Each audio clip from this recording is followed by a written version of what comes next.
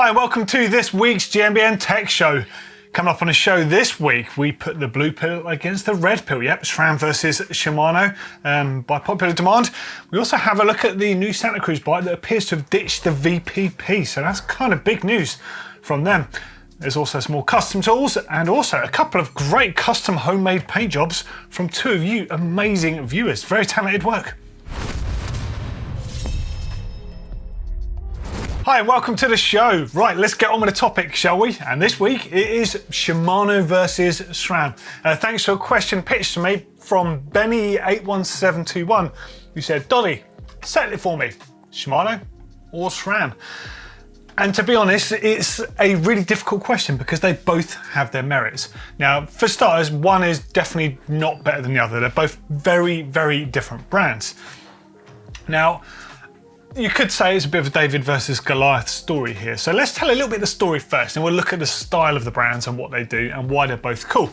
So for starters, Shimano is pretty old. Yeah, so they're 100 years old this year and they've, as a result of being so old, they're very well established. And there's a few things that uncertainly they do better than most other brands in the bike industry. One of those things in particular is bringing things in at the top level, like XTR, and then somehow, just a few years later, being able to wheel something out that's feels nearly as good in use, but way cheaper at a price point level like Dior, for example. Absolutely phenomenal. I'd have no issue using that all day long, every day. Happy days. Incredible stuff. Now, I don't think you can beat Shimano when it comes to things like that. They're taking their expertise and their manufacturing and all the development they've taken to offer you something with nearly the same as what the top end get at a price point. That surely is one of the recipes for success. But then you've got Sram. Now Sram think very differently. So Shimano undoubtedly are very technical with the way they do things. In fact, you could say they're a little bit like a PC computer.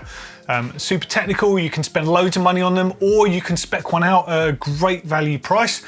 Basically the thing is with Shimano and with PCs, if you know about them, then you can get exactly what you want. You can get a combination of things you want. Whereas Sram, young upstarts by comparison, they really came onto the scene in 1990 with the grip shift. Now, the way they came onto the scene was basically they were struggling to get spec'd as original equipment on bikes because some big blue brand called Shimano basically had the massive market share. Now, I don't think Shimano would have intended on doing this to close anyone down. They were just so big that as a bike manufacturer, you're going to spec Shimano because they offer everything at every price point. And no doubt there would have been discounts and stuff that went along with the sheer volume of transmissions and group sets and wheels and all the other stuff that would have been ordered from Shimano. But the point is, why would you as a bike brand spec, I don't know, grip shift over Shimano shifters when you can get all of the Shimano stuff at a slightly cheaper price? You're going to go with Shimano, aren't you? So Sram basically challenged them. Sram, which at the time was Scott, Ray and Sam. That's how they got the name. But I think Ray was the surname. It wasn't even a first name. But either way, in 1990, they challenged Shimano over this. And they said, look, this is not fair because we want bike manufacturers to be able to want to pick our stuff and we're not at sort of a commercial disadvantage over you for that. And basically Shimano were like, well, yeah, that's kind of fair enough. A bit more to it than that. This is a super streamlined version, but it opened up the market for Sram and loads of other smaller component companies to have their gear spec'd as original equipment on bikes. Brilliant stuff. So all good, and thank you Sram for doing that because Shimano, whether it's knowingly or not, might have ended up being only Shimano and stuff. So we need different stuff on bikes for development to happen. So in the fact that they did this approach, they also became very cool at marketing because they had to be really good at stuff. Shimano could always fall back on the fact they had product. They're like, yeah, we've got that, we've got that, we've got that, we've got everything at every price point and every combination of gears and whatever. Sram had very little when they started, so they became very cunning and actually cunning's a harsh word to use. They were just really intelligent in the way that they did the marketing, really smart, clean stuff. So like I said that Shimano, you could say they're a bit like a PC computer. I guess you could say Sram are a bit like a Mac, like an Apple Macintosh. Very cool, it's all about the user experience, giving you, buying into a lifestyle product as such. Ultimately, it still does the same thing as what the Shimano does, the PC and the Mac, they both do the same things, but the way that you buy them and the way that you get the experience from it, I feel like Sram is a bit more like a Mac in that respect. Now look at what some of the things Sram developed. So they took us to one by, really. So yes, people were doing one by transmissions previously with downhill and that, but they decided to bin off the front derailleur, give us more gears on the rear, and go one by to simplify things. That's sort of like classic Apple Mac sort of thing, you know, simplifying end user experience. They gave us the cage lock. Brilliant solution to being able to remove the rear wheel easily without getting a chain all tangled up in that. How much does that simplify it if you're struggling with that sort of thing? Brilliant system. I mean, the list goes on. This isn't going to be about specific products, this is about the brands. But the fact is, Sram are brilliant, absolutely amazing. Love the brand, love what they produce, love riding their stuff. But I equally love Shimano. And I could not say that I'm a little bit of a fanboy of XTR in particular. I mean, I don't have XTR or anything, funny enough. In fact, I got a rear derailleur or something. I lied. But XTR, you know, since I first saw XTR in what, 96, late 96, something like that. Actually, it would have been earlier than that because it was 93, the first one. So yeah, I did see it quite a lot earlier. But the first time I saw XTR, the point is, it was just like, so, you know, you just couldn't really find a way couldn't find a way of getting the money to get it. It was just like, it was ridiculous. It was out of reach. You know, I was a kid at school and I remember seeing XTR derailleur in the little glass cabinet at the bike shop, and you just like, you gawk at it through the cabinet thinking, oh, one day I'm going to feel the power of that, you know, when I'm shifting my gears. And I am lucky enough to use that stuff now, but I've always loved it. There's something quite romantic about the XTR group set. But anyway, I don't know what I would pick out the two brands because I honestly think they're both amazing. If I could go on price point right now, it would be Shimano deal all day long. It's phenomenal. I think it's unbeatable as far as a budget group set goes. I think it's really good, and it's certainly not budget in its performance, which is the best thing about it. If I could have any choice of things right now, well, I would use Sram Axis and I would have XTR brakes because I absolutely love the XTR brakes and Shimano brakes. But if I was being realistic about things, the person that I am, I've said this before in a Yeti video, I'd go with Shimano XT probably. But there isn't like, one isn't better than the other. They're both amazing brands. They've given us so many amazing things. But what do you think? Let us know in the comments and keep this up positive. This is about positivity. We love the good stuff. We don't want to focus on bad stuff and dwell on stuff. Tell us what you love about Shimano and why. Tell us what you love about SRAM and why. Let us know in those comments and we'll continue the chat. Okay, so let's dive into news now and see what's been going on. So a lot of speculation going on this week. So there's a lot of stuff that we spotted on social media that we want to talk about. The first one, Santa Cruz has appeared to ditch the VPP. That's massively speculating. It might just be a prototype bike that all team members happen to be riding on the Santa Cruz FSA team, which is quite a new team. Here is their Instagram page. And as you can see, there's got a very nice, can't quite tell the colour. It could be coral, it could be orange, it could be peach, who knows. But being a Santa Cruz, you'd be surefire there's going to be a good name, whatever the colour is, because they only do obscure names. But previously we know that the Santa Cruz riders would have been riding a Blur for cross country, which uses the virtual pivot point system. But we also know that most of the successful bikes on the cross country World Cup are very simple. They're ultralight and have pretty much, you'll find they have single pivots with flexing chainstay, seatstay junction there, and a linkage to drive the shock, so the designer can tune the way the bike feels. And yep, that's exactly what this new Santa Cruz has. So it's going to be interesting to see what happens there from Santa Cruz, because I mean, they're not, you know, they have non-VP bikes, they have their hardtails of course, and they've had single pivot bikes in the past, so it would just be another single pivot with a linkage driving the shock to add to the collection. But it makes a lot of sense. If they want to have a competitive World Cup cross-country bike, you've got to have something that sits in that class. More information as we get it, but I think it looks really good. I do like Santa Cruz bikes. Would I buy one? Unsure, but I think they're cool as anything, and I love the fact that Santa Cruz have now got an XC World Cup team. I think that is really cool. It's got to be good, right? Okay, next up, something new from Starling Cycles, or something very limited from Starling Cycles. Yeah, so this is the Murmur on screen, but in the stainless finish. Yeah, so it's unfinished steel, stainless, so it's not going to get stained and rusty and corroded and horrible. That is just a front triangle, mind. It's a chromoly rear triangle on there. Strictly limited, so there's only 15 of these. I think they said 15 are going to be available. Right, so on screen, a load more images of it, and I mean, I think this thing does look really, really nice, but hey, beauty is the eye of the beholder and all that. So 29-inch wheels, 160mm fork up front, 140mm travel out rear, 64-degree head angle, 76.6-degree seat angle on there. Bang on the money as far as geometry goes. Sizing, they list a large and an extra large. The extra large is a 515mm reach and the large is a 485mm reach. Threaded bottom bracket show on there. All the sorts of things we like to hear. Yeah, it's modern, it's long, it's not ridiculously long, it's like a good size there. Single pivot as well. There's going to be a lot of fans out there for the simplicity of a single pivot. You don't need all those linkages always. You know, sometimes it's nice to have a bit more of a simple, refined sort of looking bike. Now also, they say it has room for big tyres, big rotors, big water bottles, and it's available as frame only, frame plus shock, or with various build kits. So there's lots of different options out there. Strictly limited though to 15 people. 15 people that have got massive wallets. Looking at the price on this one. So this is well, what appears to be pricing with no shock. So you have to add in this shock onto that. And it is a custom for you as well. So they're only offering 15 of these. But I think it's pretty cool.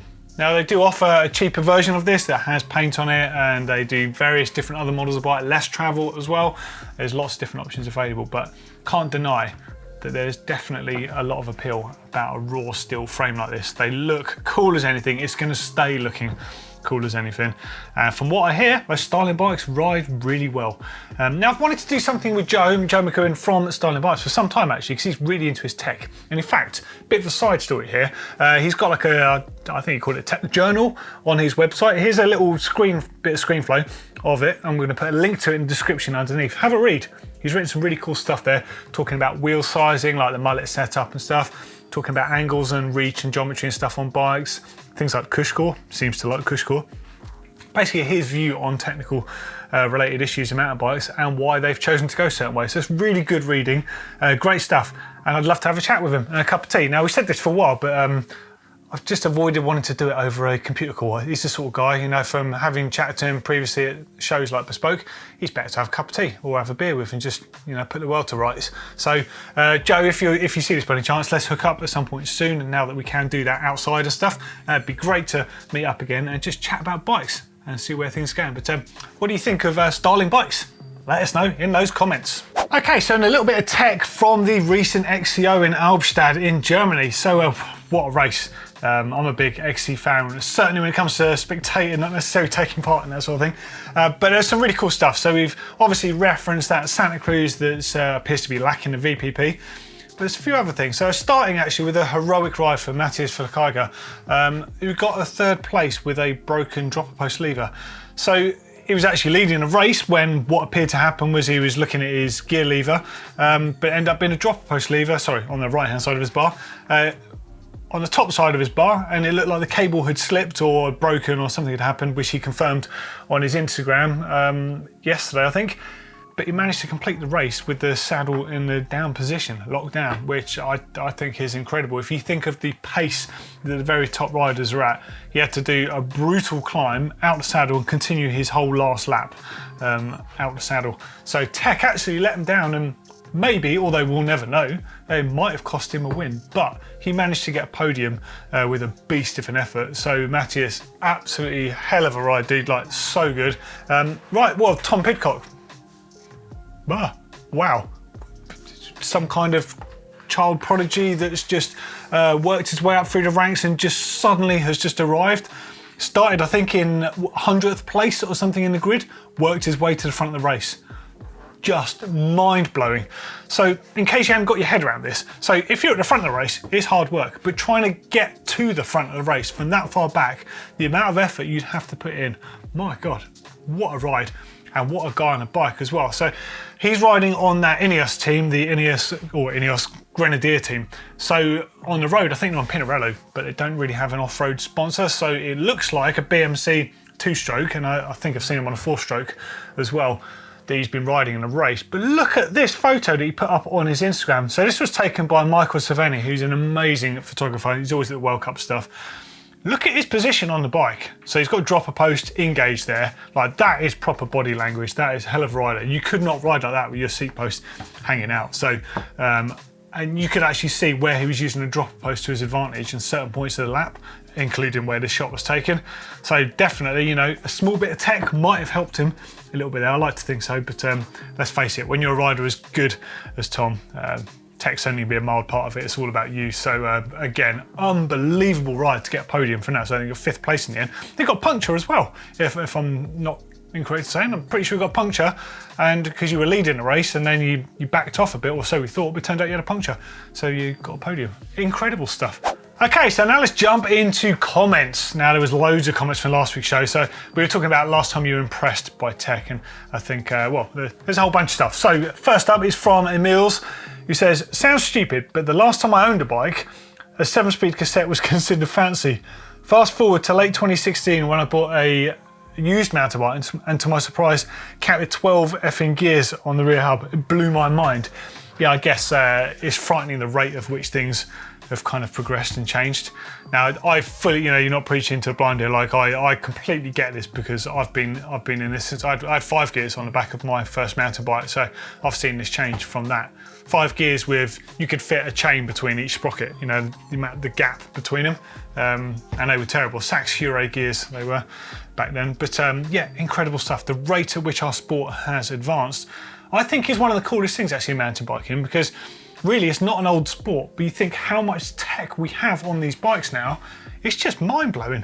And it's happened in a short space of time because of the fact that mountain biking can borrow ideas and concepts from so many other areas.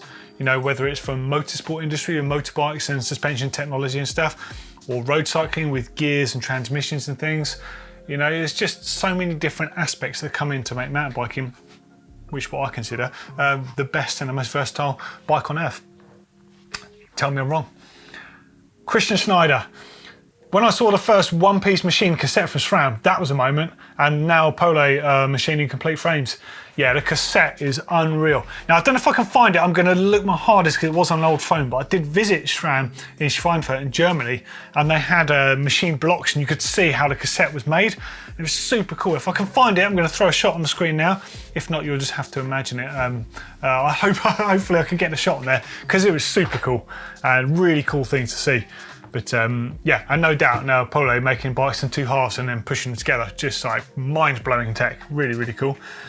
The next comment, we can't use the song because of the rights, but from Rupert Wen, and this cracked me up. I'll put a little story up on my Instagram over this. Let's talk about tech, Doddy. Let's talk about new, unseen. Let's talk about, yeah, I'm not going to go on. But absolutely awful, but amazing. Thanks, Rupert. Cracked me up, that did. And the last comment this week is from Kuba. It says, those pedals, really sweet idea and execution. There's a lot of mind-bending solutions in manufacture now, but what still impresses me the most is the repeatability manufacturers like Shimano achieve. Every freaking derailleur, cheap or top shelf, millions made with every pin, pivot and spring working exactly where it should, and exactly the same on each one of them. They are the silent heroes of the industry. Yeah, I think you're right. And yeah, Shimano are obviously good at it, but think how much stuff is manufactured on your bike when you just look at it. So I think, yeah, all manufacturing are silent heroes to a degree. Not so silent in the grand scheme of things, but pretty incredible if you consider the intricacies and some of the way these things are designed and how well it consistently performs. Brilliant stuff. Now, one last thing I wanted to pick up on. So I did the thing on those headphones on last week's show, and a lot of people were quite into them, but a lot of people agreed with me, like not sure about the use of them on the trail with being able to hear the bike and things like that. And of course, I go to the trail to escape technology, but some people, of course, want to embrace it. But a few of you mentioned bone conducting headphones, and I was like, what the hell are they? So I looked them up. So a few of you referenced a brand called Aftershocks, and they do bone conduction headphones. So it's still like an over-ear type headphone, but it doesn't actually go in your ear canal. So you can still hear everything that's going on. And it basically seems to rattle the bone of your cheekbone, enabling your ear to pick up the sounds on the inside. I've got to try a set of those just to hear what they sound like. They sound like quite freaky to me. But wow, that's pretty cool tech. Bone conducting music tech. Didn't know about that. So thank you for helping me learn something I never knew. Okay, now it's time for top mods. I love a good top mod. So anything you've done to your bike to make it a bit different to your mates, or a bit better than your mates, a bit cooler, anything like that, show us. Show us what you've done. Anything goes. It doesn't have to be anything crazy expensive. Could be a homemade thing, could be changing your grips. Anything counts.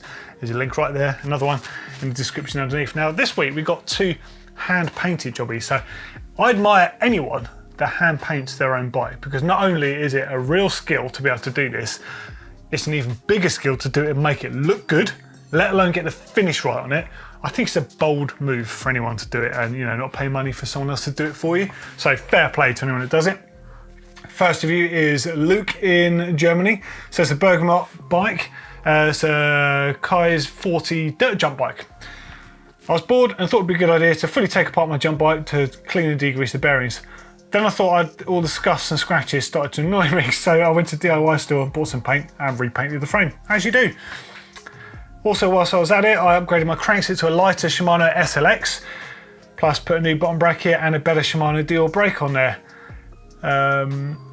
Apart from the front wheel, I changed everything on the bike: Spank spike bars, 6-pack kamikaze stem, Halo Chaos rear wheel, RockShox Reba fork. I don't know where I got Shimano from then. Got Shimano on the brain. It's like a weird biking disease, that is. Okay, so let's have a look at you doing the damage to the bike. Oh, it's got to feel scary, isn't it? Even though you're committed to this point, taking the paint off your perfectly good frame. Yeah, knowing full well that you could just balls it up. Hey, you've got a pretty pro job there, hanging it up. You've put stuff in the head tube and the BB, and that it looks like, to protect the insides of the frame and your threads. Wow, look at that. That colour's come up a treat. Hey, well done, Luke. That looks really good, dude. Don't want to sound like I doubted you, but anyone doing a homemade paint job, like I said at the beginning of this, like, that's a really tough thing to get right, and you've got a really good finish on that by the looks of it. I can't fault it, really. And I hate to say it looks better than the original, doesn't it? Definitely does. It's really good. You're going to put any decals on it? You're just going to run it just as a smooth frame? I find a lot of people want to put decals on it when they do a respray on the bike, because they want people to sort of know what the bike is. Is that important to you? And in fact, that's a pretty good question. Is branding on a bike important to you? Right, there's a topic for a forthcoming show. Is branding on a bike important to you? There's a bike next to me that I can't show you because it doesn't launch until August, but it has a tiny logo up by the head tube of the bike. And other than that, you wouldn't know what this bike is. I really like that. But equally, on some other bikes, like my Canyon Lux cross-country bike, it's got Canyon all down tube, massive writing. And I think that looks quite cool. It looks quite factory. It makes me feel like I'm a cross-country rider until I hit the first hill, and then I'm reminded that I'm just a normal person. But hey, I like the look. Do you like big branding on the bike, or do you like subtlety? Let us know in those comments. Now the next one, I think this is an even braver move. So this is from Bartholomew in, just says in the USA. It's a 2019 GT Force Carbon Pro. Carbon and a suspension bike, and you're attempting a respray. Good luck with that one. Okay, so there is quite a cool backstory here. So essentially, Bartholomew started with a 2006 Yeti ASX, had it from a long time back, but kind of been a bit abandoned, not really sort of worked out. So upgraded a load of stuff and then started getting a new frame, which is where the GT came in. So found the frame, used along with a rear shock and a fork, slapped it together with whatever I could get my hands on to make it work. After a year riding though, decided needed to build the bike I'd always wanted when I was a teenager. The snowballing effect happened when my local shop got in some limited edition Chris King hubs. Oh, look out, here we go. Yeah, so you're just basically throwing money at stuff now. I then decided to custom paint my frame since it was pretty beaten up. Only thing that's left from the initial build are the Fox 36 factory forks, the X2 rear shock and the Chromag bars. After the wheels came a set of Hope brakes, DMR stem, Sram drivetrain, Hope Evo crankset, one-up dropper. Oh man, here we go. Right, so there's the bike to start with in the factory blue finish, which is a nice looking bike. Classic GT colorways, yellow and blue there. But you're not going classic here, are you? So yeah, all right, fair bit of paint wear missing from that. Looks like some of that from cable routing potentially. Ooh, Battleship Grey. Look at that. Oh, you've done your own decals. Gary Turner bicycles, like it. That's a winning colour. Is that two-tone? Looks like it's lighter on the top side there. Yeah, it is. Oh, you've done an amazing finish on that. That is really nice. And I'm a bit sceptical when I first saw those graphics, but actually now seeing the force on the top of you, that looks really good. Really good, yeah. And the grey with the purple, and the Townwall tyres. Yes, mate, you've got it all going on here. And the purple pistons. Oh, purple disc rotors. Oh. Pedals, yes, yeah, I get it. I see the vision. The bike looks amazing. I'll tell you what, both of those bikes I'm really surprised with, especially the GT. The homemade graphics thing, I was a bit like, oh, careful what you're doing here. It's taken away from the brand, but actually you've totally made it work. Hey, give Bartholomew and Luke a bit of love in the comments. I think they've done sterling jobs. Fair play, that's a brave move, doing that to any bike, let alone doing that to a carbon full suspension bike that you're clearly throwing money at as well. Awesome stuff. Yeah, I kind of like the idea of doing a spray job or doing a proper paint job on a bike. Could probably make a couple of good videos for that, hey. Okay, and we still got time for some bike cave action. So don't forget, if you've got a bike cave, show us it. So it could be anything. It could be a full-on underground zombie apocalypse bunker like Colin Firth's place, or it could be a garden shed. Anything goes. There's a link right there. So first up, good point to say, when you upload your bike cave to our uploader, please tell us where you're from, because it's really nice to know what country you're all watching from, because I know loads of you watch them all around the world. So Curtis, I'm looking at you. It looks awesome what you got, but telling us you're based in your garage, come on man, you could do better than that. Let us know where you're from. Share the love a bit. Okay, so this is where I escape to keep my bikes maintained and fix my friends' bikes. But to be fair, you redeem yourself because your bike cave looks really cool. I love the fact that the helmets are on the saddles ready to go and the grips are housing your gloves on there. There's a weird tongue twister in there somewhere that I couldn't get out, but it looks cool. Nice setup. Right, so what you got going on? So you've got a bit of OSB screwed on what looks like plasterboard on the back there, or rock wall or drywall or whatever you want to call it. And you've got your workbench next to it. That's a really nice looking workbench as well. Stacked of stuff using all that space. You've got the drawers, you've got stuff under on the floor. You've got a little mobile unit. I love that, with a little shop towel holder and stuff on it. That's pretty cool.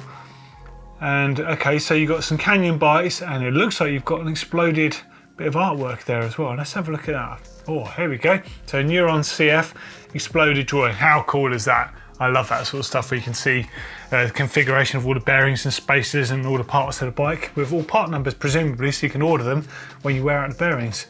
Dude, that's a really cool piece of artwork. I love it. Good bit of a tool wall there. So you've got DeWalt, you've got loads of Stanley tools in there as well. Pro, so what's that, a torque wrench perhaps in there? Who knows? I like it. It's tools. It's all good stuff. It means you can fix stuff. Fixing stuff is cool because you keep stuff going longer.